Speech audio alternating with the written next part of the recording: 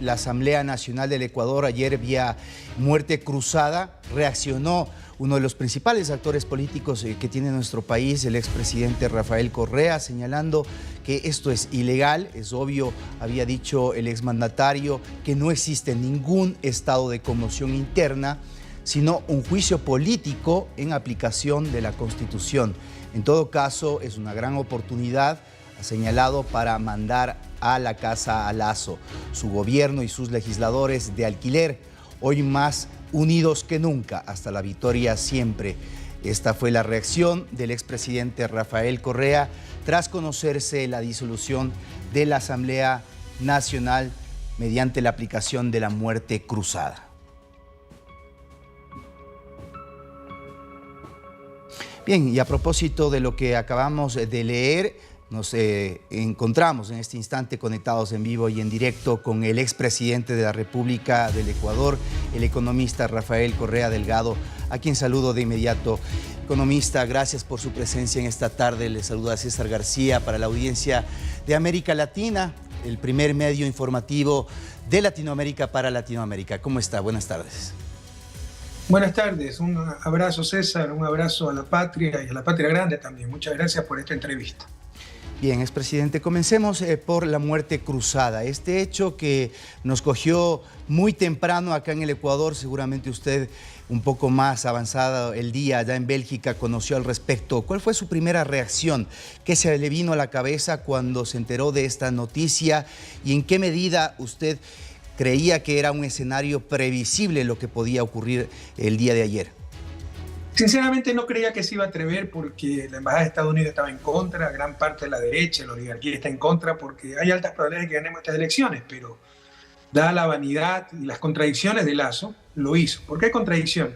Usted podrá revisar videos, pero están ahí las declaraciones hace una semana diciendo que jamás llamaría a muerte cruzada porque él es responsable, él va a dar la cara en el juicio político, se va a defender, él no va a utilizar la muerte cruzada para evitar el juicio. Y una semana después fue exactamente lo que hizo.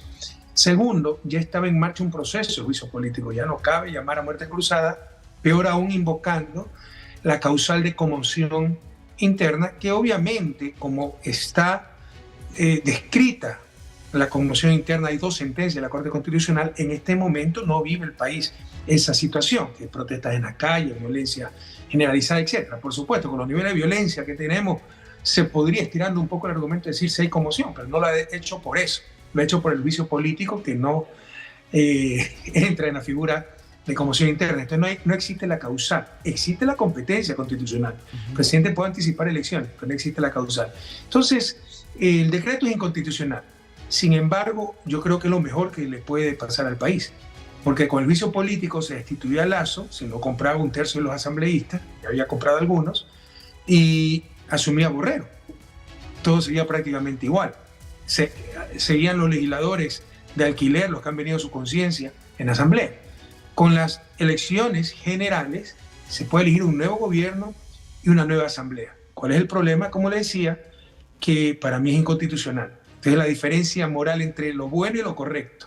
Lo bueno es tener esas elecciones anticipadas.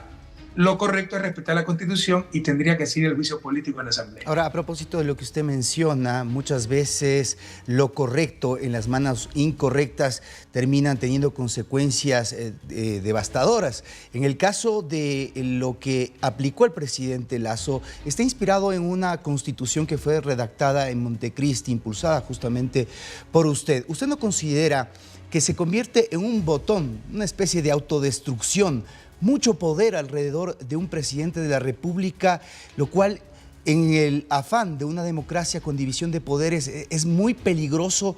¿No cree usted que esto fue un error en la inspiración que se tuvo en Montecristi?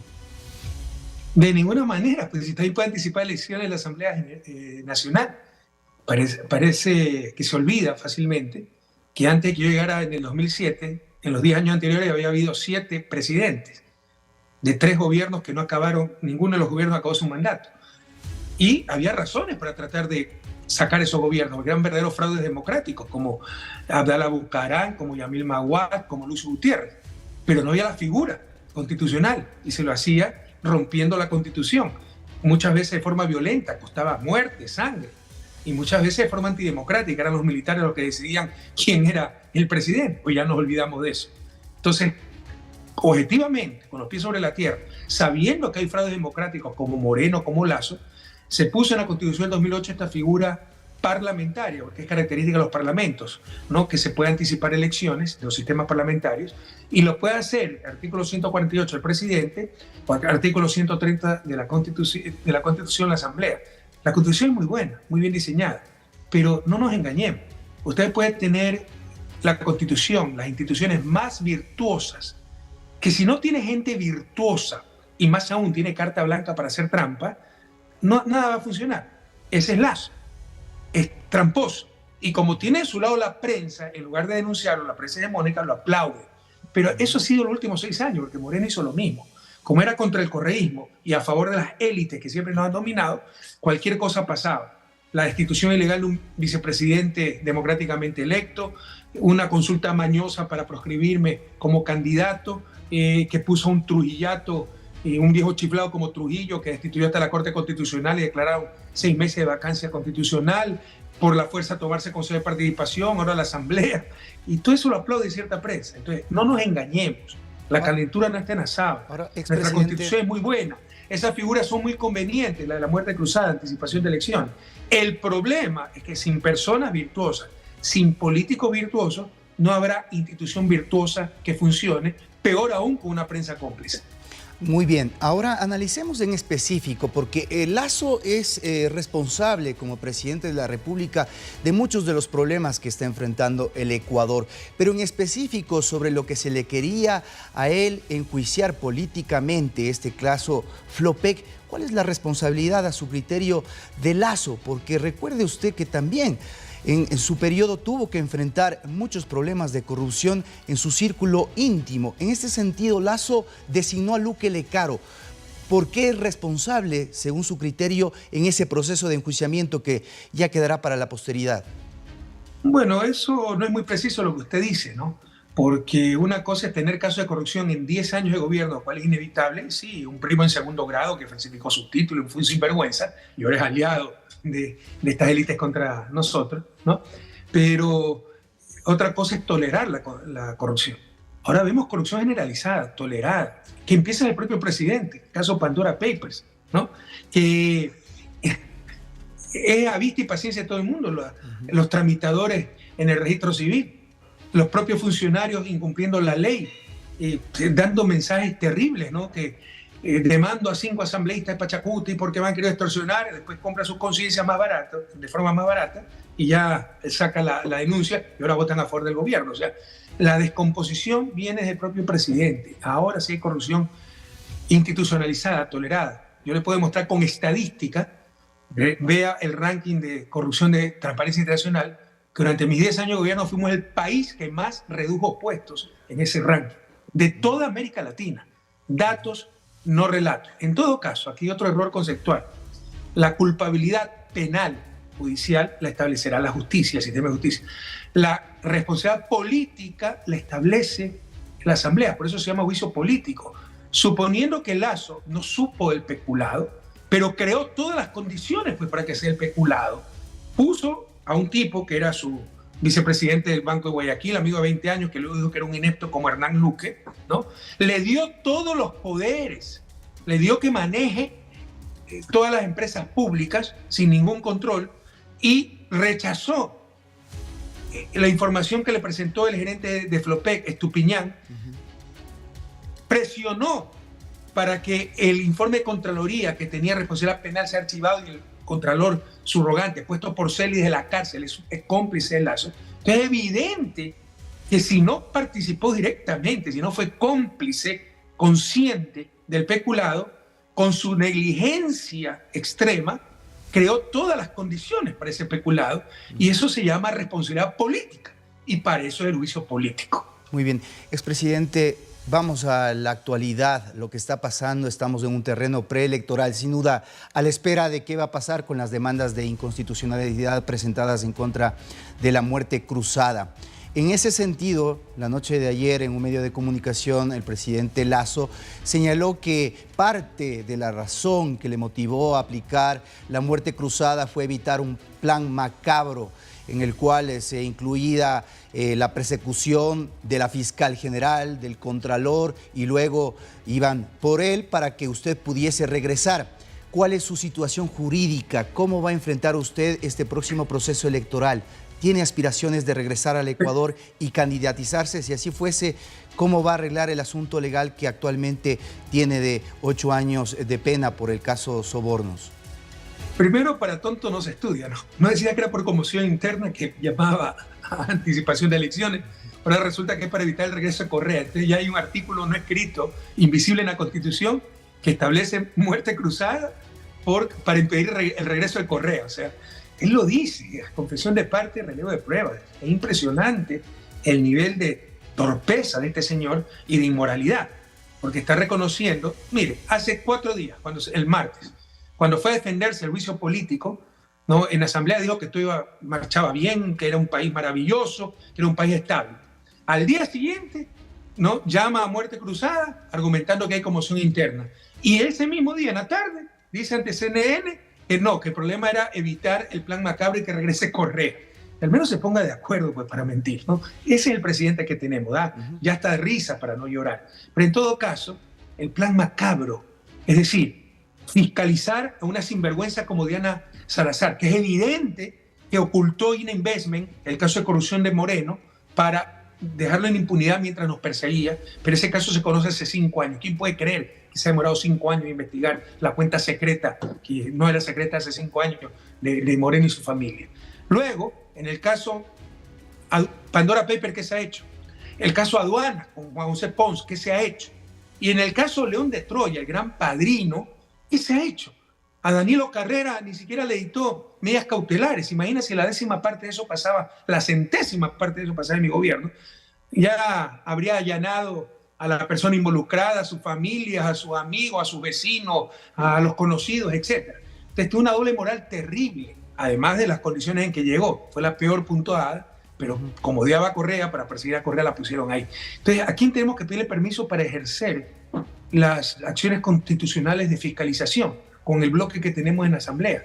Tenemos un contralor encargado que fue delegado por Celi, corrupto, convicto de corrupción, y porque los gringos investigaron eso, porque Diana Salazar lo estaba encubriendo, no lo pudo encubrir ya cuando le ordenaron a los gringos que actúe, lo nombró de la cárcel, y ese es el contralor subrogante.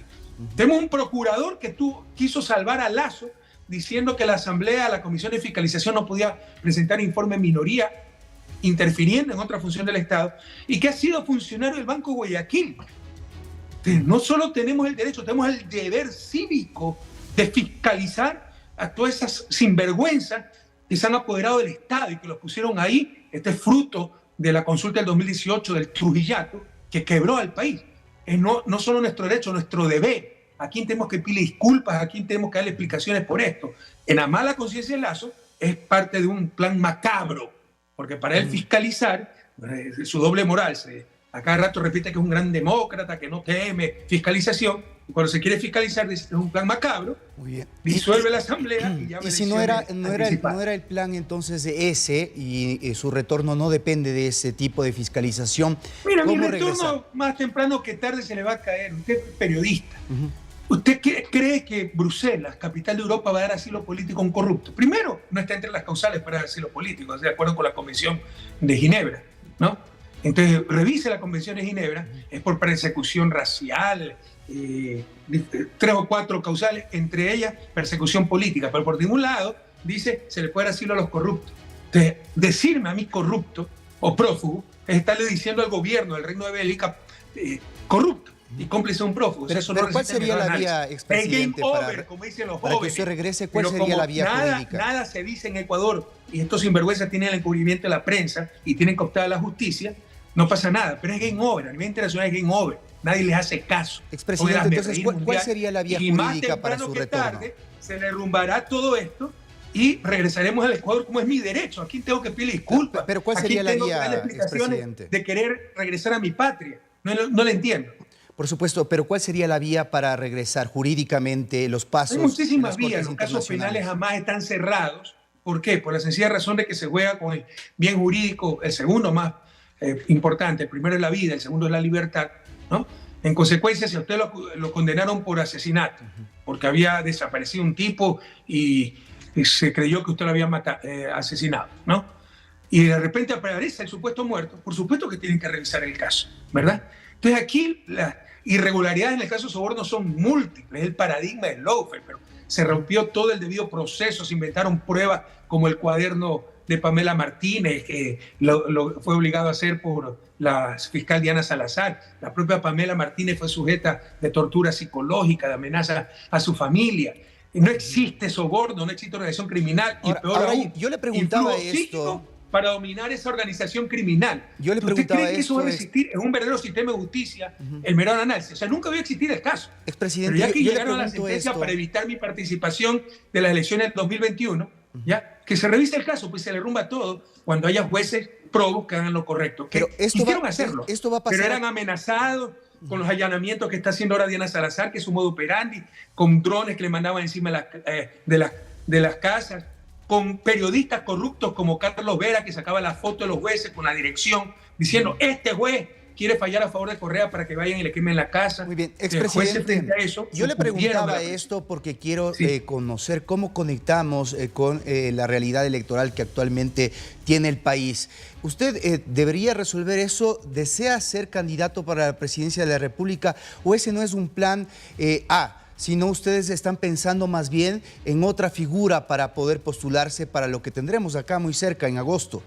Pero si me suspendieron los derechos políticos, yo no puedo ni participar, no puedo, por la sentencia, por influjo psíquico, no puedo regresar a mi país, aunque, insisto, son el hazmerreír a nivel mundial. La gente no lo cree, cuando conoce el caso no lo cree.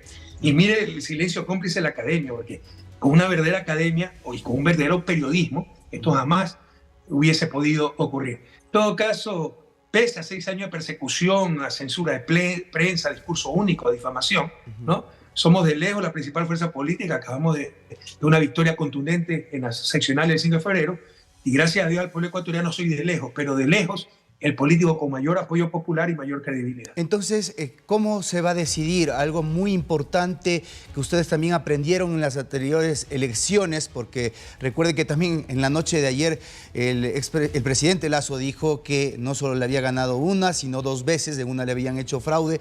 Para poder enfrentar estas próximas elecciones, expresidente, ¿cómo van a organizarse con los candidatos? ¿Quién va a ser? Con todo alguien en respeto, mente? César, con todo respeto, no quiero darle cátedra de cómo tiene que desempeñar su papel de periodista, pero en lugar de repetir las tonterías que dice Lasso, ¿no cree que lo lógico es preguntarle al presidente Lasso cuál es la prueba de que se le hizo fraude en el 2017, además de su capricho? Bueno, Porque quedémonos si entonces usted de que él venció ¿Cómo? en las elecciones, en las anteriores elecciones, pero ustedes Pero 2021, perdieron. no 2017.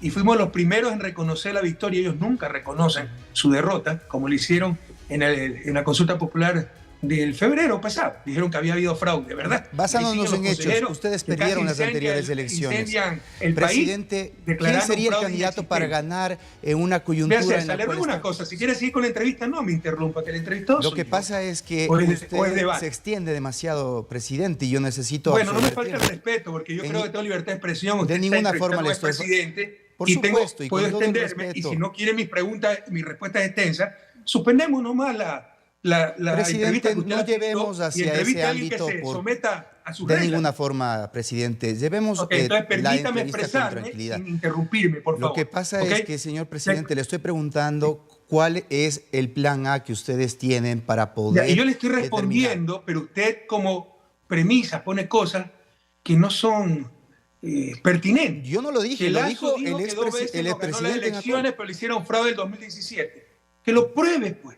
Pero puede decir cualquier tontería, pero eso lo debe decir ustedes. No ha aprobado y lanza esta acusación. Recuerden que en el 2017 se abrieron 3.000 urnas en el Coliseo Rumiñahui con cámaras de televisión. Y no solo que no disminuyó la diferencia, sino que aumentó. Entonces, que un inmoral diga cualquier cosa, no pueden preguntar pues, en función de esa barbaridad. Y en el 2021 venció. Pero acuérdense pues, que se inventaron hasta el financiamiento del Ejército de Liberación Nacional, trajeron al fiscal Duque de Colombia. Entonces gana de forma muy sucia. ¿Dejó lecciones esa elección para poder encarar lo que se viene de aquí en adelante? Perdóneme, no le escuché. ¿Dejó lecciones de ese anterior periodo electoral en la cual Lasso terminó siendo el presidente de la República para poder proyectarnos Todo hacia deja cómo ustedes van a lecciones, asumir? pero por favor, hay que decir la verdad, toda la verdad y nada más que la verdad. Hay que contextualizar las cosas. Sí recuerda que me condenaron por influjo psíquico horas antes de mi inscripción como candidato y con ello podía regresar al país con inmunidad en plena pandemia, cuando todos los vicios estaban parados. Entonces, cuando me roban mis derechos a mí, ¿no? Le están robando también la democracia al pueblo ecuatoriano, porque así hicieron presidente a Lasso. Sí recuerda que nos eliminaron, nos robaron Alianza País, no teníamos partido político, tuvimos que prestar compromiso social lista 5 y lo eliminaron también. Finalmente tuvimos que inscribirnos con lista 1. Sí se recuerdan todo eso, ¿no? Y pese a ello, le ganamos la legislativa y casi le ganamos la presidencial. Entonces hemos peleado con cancha inclinada, público en contra, árbitro vendido, pelota cuadrada. Y aún así casi le ganamos. Entonces hay que contextualizar un poco las cosas. Muy bien, entonces, ¿cuál es el panorama que usted aprecia de aquí en adelante? ¿Quiénes serán los candidatos? Conociéndose que ya hay algunos nombres, entre ellos un outsider, el mismo Villavicencio, Otto Sonnenhösler, varios que dicen pretender llegar a la presidencia de la República. ¿Cómo se parará frente a ellos la Revolución Ciudadana? ¿Con qué candidato? Ganándole. El candidato tendremos que discutirlo. Para empezar hay que esperar. Hay acciones de inconstitucionalidad contra el decreto, que yo creo que es inconstitucional. Hay que ver qué dice la Corte Constitucional, que es cómplice de Moreno, de Lasso. Yo creo que el mejor de los mundos para el país y como movimiento político, el más grande del país, es el adelanto de elecciones porque se resuelve la parte de un nuevo gobierno y nueva asamblea. Y se da viento fresco a un país que necesita tanto de esa bocanada de aire. Pero es inconstitucional. Entonces, si la Corte Constitucional declara inconstitucional el decreto, se seguirá con el juicio político. Entonces, lo primero, hay que esperar que se defina eso. Si ya se define eso, bueno, empezaremos a hablar de candidaturas. En principio nuestro bloque nos llena de orgullo. Repetirán las candidaturas todos los asambleístas que estaban en función y están disueltos, ¿no? Disuelta la asamblea. Y el binomio lo tenemos que pensar, porque incluso no está claro todavía si ya entran en vigencia las reformas del Código de Democracia y particularmente que el binomio debe ser mixto, hombre-mujer, mujer-hombre. Tenemos que tener todas esas definiciones para poder elegir democráticamente en elecciones internas a los candidatos. ¿Considera usted que el presidente de la República tiene posibilidades en estas próximas elecciones de poder ser elegido nuevamente? Eso depende del pueblo ecuatoriano. Sin embargo, que se lance, ¿no? En su validad, que se lance, por favor. Porque yo creo que la respuesta va a ser contundente. Algo que usted ha señalado... Al igual que todo esto outsider, como usted lo ha llamado, porque eso demuestra degradación democrática. Cualquier improvisado con un proyecto personalista se cree candidato presidencial. Ahora, ojalá sepamos darle una debida respuesta a toda esa gente, porque necesitamos seriedad para la conducción política de un país que vive una crisis tan grave. Ahora, de regresar al poder, la Revolución Ciudadana, usted ha anticipado que sería importante avanzar hacia una asamblea constituyente. ¿No es acaso tan buena esta actual constitución que tenemos para generar reformas? Si es que no es así, ¿cuáles serían esos cambios que usted propondría en esa nueva constitución? Es que ese otro error.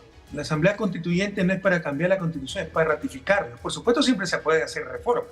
Con lo que hemos vivido estos últimos 6 años. Por ejemplo, una reforma...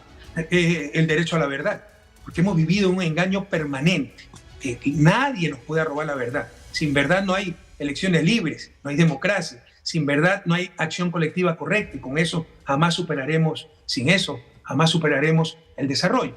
Otra reforma, lo que acaba de pasar, para que un presidente irresponsable a punto de ser censurado en asamblea, en juicio político, no pueda llamar a elecciones anticipadas. Con eso, con este precedente, jamás pues va a ser un presidente censurado, porque cada vez que se lo quiera censurar, ¿no? Va a disolver la asamblea. Entonces, el precedente es terrible. Entonces la experiencia, la constitución es un instrumento dinámico. O sea, tiene que ajustarse a la experiencia, a los tiempos. ¿Cambiar el proceso de juicio político es lo que usted está diciendo? ¿Cambiar el proceso actual de juicio político? ¿Cómo se desarrolla? Estoy dando, por favor, ejemplos de reformas posibles, ni siquiera la hemos pensado.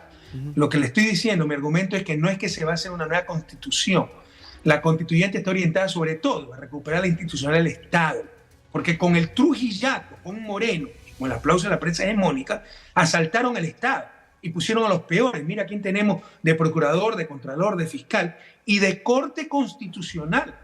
Es decir, llega un gobierno progresista, no cooptado por las élites, por la derecha, por la banca, por Estados Unidos, y no lo van a gobernar, porque la Corte Constitucional le deroga leyes, le deroga decretos, interpreta la Constitución y con eso legisla. Va a estar atado de mano y va a decepcionarse el pueblo ecuatoriano. No podemos permitir eso. Si llega un gobierno progresista, yo creo que hay que ir a una asamblea constituyente y en el corto plazo recuperar la institucionalidad mandando a la casa a tanto funcionario perverso, corrupto que nos impuso el Trujillato. Muy bien, pero para eso tenemos que ganar primero, ¿verdad, expresidente? Y es muy importante que haya una claridad de cuáles serán los cuadros. Usted en la anterior elección habló de Andrés Arauz, lo presentó, sin duda alguna su competencia, su profesionalismo está aprobado, pero quizás no termina siendo un candidato que se acopla a la realidad ecuatoriana porque acá se necesitan otros elementos para poder ser candidato. ¿Usted piensa en un nombre distinto al que optó en el anterior proceso electoral? ¿Qué otros elementos se necesitan para ayudarme a superar mi ignorancia, por favor? ¿Qué otros elementos que 5 idiomas, un PhD en economía financiera, por supuesto, maestría, acabo de decirlo, juventud, profesionalmente sin duda alguna, pero política es política y usted sabe que hay que hacer política. O sea, hay que mentir como Lazo, hay no, que tener de ninguna el forma, apoyo de la prensa hegemónica de Estados Unidos. De ninguna forma, tampoco ponga palabras que yo no he dicho, presidente. Hagámonos toda una autocrítica. No solo nos engañaron, quisimos ser engañados y hoy lloramos lágrimas de sangre. Por supuesto que Andrés Arauz continúa siendo una opción, pero tendremos que analizar. Para empezar, como le decía, hay que esperar la definición si el binomio es mixto o no, y en función de eso, analizar los mejores cuadros. Pero por supuesto que Andrés Arauz es una gran posibilidad. Muy bien. Para cerrar, presidente, quisiera hacerle una consulta fuera de la política ecuatoriana. Tiene que ver con un momento particular que se está viviendo en Argentina, que está viviendo un año electoral, en donde varios candidatos han puesto en el tapete de la discusión el tema de la dolarización. ¿A su criterio piensa que es un momento propicio en la economía argentina para avanzar hasta ese proceso de dolarización, ya que el Ecuador se metió en ese camino y de momento ya estamos conociendo cuáles son los resultados que se ha tenido luego de 23 años? ¿Cuáles son los resultados que se ha tenido después de 23 años? Hay varios resultados evidentemente a nivel económico. Uno de ellos, una estabilidad de la inflación que le ha permitido al Ecuador de alguna manera zafarse de un problema que es mundial. Pero en este caso, usted que es economista, le estoy haciendo la consulta, ¿piensa que Argentina está dentro de las condiciones para inmiscuirse en un proceso de dolarización? Vea, un tipo de cambio fijo extremo, ya que me preguntó como economista, le respondo técnicamente. Técnicamente la dolarización es un tipo de cambio fijo extremo. Controla la inflación y nada más, pero impide el crecimiento, impide una adecuada distribución, desindustrializa la economía, y la industrialización es fundamental para alcanzar el desarrollo económico. En 2007 2017 nosotros crecimos más que el promedio de América Latina, pero no es como se dice, gracias a la dolarización, sino a pesar de la dolarización, que se implementó, se impuso, ¿no? Tomando como ejemplo la convertibilidad argentina, porque son primas hermanas gemelas más bien. Estalló la convertibilidad argentina, después dijeron no tenemos nada que ver. Y ahora hay ciertos sectores medio insensatos en Argentina que frente al problema inflacionario, ¿no?, quieren dolarizar a Argentina olvidando la experiencia de la convertibilidad. La dolarización en un país como Argentina es una barbaridad técnica y un suicidio geopolítico. Es decir, de ninguna forma la recomendaría si alguien le pidiese asesoría. Por supuesto que de ninguna forma. Además que van contra la historia todos esos grupos, ¿no? Liberales de Kermés, muchos de ellos, porque ya está perdiendo mucho peso relativo a nivel mundial el dólar. Nunca hemos tenido tantos dólares en la economía mundial, dicho sea de paso. Están emergiendo otros polos, sobre todo China y su moneda nacional, los BRICS, ¿no? Rusia, China, India, Brasil, van a crear su propia moneda y esto, en contravía de la historia, quieren acudir al dólar todavía. Hasta en eso están equivocados. Pero ¿usted cree que eso se debió a una mala política o un mal manejo de la política monetaria acá en el Ecuador antes de la dolarización, el tener tanta inflación, tener problemas? ¿Usted piensa que el Ecuador hubiese tenido un destino igual de próspero sin ese factor? pero por supuesto, y mucho más próspero, que a nosotros hubiera ido mucho mejor el gobierno sin dolarización. Pero es la historia del país de América Latina. Confundimos causa con efecto. Usted sí sabe que para el salvataje bancario, en verdad es salvamento bancario, pero suena bonito salvataje bancario, se triplicó la emisión monetaria. Sí sabe eso, ¿no? Y triplicando la emisión monetaria, pulverizaron con la moneda nacional. Pero para salvar a los bancos. ¿Cuál era el verdadero problema? El poder de la banca que dominaba el Banco Central y la economía. Y llegamos a la brillante conclusión de que los ecuatorianos éramos inferiores genéticamente al resto de naciones y no podíamos tener moneda nacional. ¿Cuándo se puede tener una moneda nacional? Cuando se tiene una fuente de dólares no sujeta a competitividad, entre otros factores, ¿no? Para sostener la dolarización, ¿no? ¿Cuándo se puede tener dolarización? Cuando se tiene un ingreso de dólares no sujeto a competitividad. Por eso Panamá puede tener dolarización porque tiene el canal de Panamá. El Salvador, que es mantenido con todo respeto por los migrantes, lo único que exporta el neoliberalismo son seres humanos. Ecuador tiene el petróleo de algún rato sacado, y verá los gravísimos problemas que se evidencian a causa de la dolarización. Muy bien, te quiero agradecer mucho, economista Rafael Correa Delgado, expresidente de la República del Ecuador. Ahí tienen ustedes un panorama y su evaluación sobre la situación de la crisis política que vive el Ecuador, elecciones acá en nuestro país y por supuesto este tema muy importante que afecta a toda la región, discutir al respecto de la posibilidad y la factibilidad de la dolarización en algunos países. Gracias, expresidente. Buenas tardes. Gracias a usted. Un abrazo.